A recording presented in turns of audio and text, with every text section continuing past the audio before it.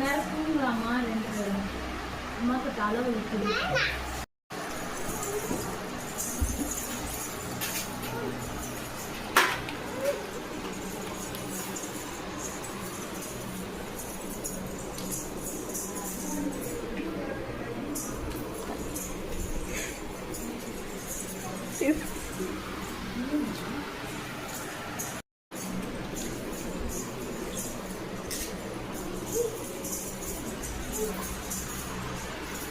பாப்பா இது எப்படி வச்சு பார்க்கணும்?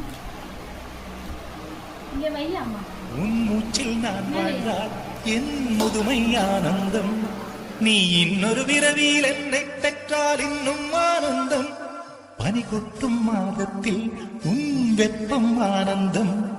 என் காது வரைக்கும் கம்பளி போர்த்தும் கருணை ஆனந்தம். சொந்தம்